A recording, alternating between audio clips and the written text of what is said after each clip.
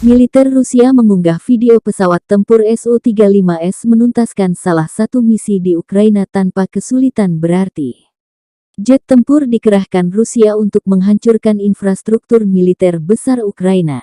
Rekaman pekerjaan tempur pilot pesawat tempur Su-35S saat melakukan tugas untuk menghancurkan infrastruktur militer angkatan bersenjata Ukraina. Demikian keterangan video yang diunggah militer Rusia Senin tanggal 23 Mei hari ini.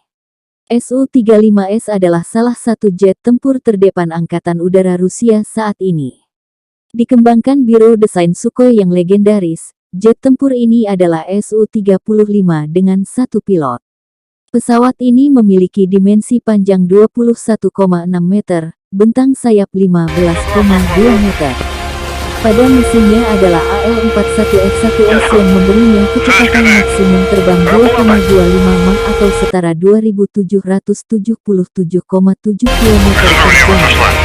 Su-35S adalah evolusi dari jet tempur era Perang Dingin Su-27 Flanker, sebuah jet tempur kelas berat yang didedikasikan untuk superioritas di udara.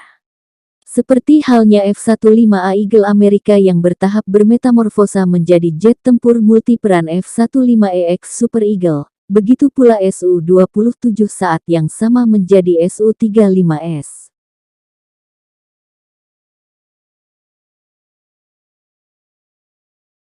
Terima kasih sudah nonton, jangan lupa like, subscribe, dan share ya!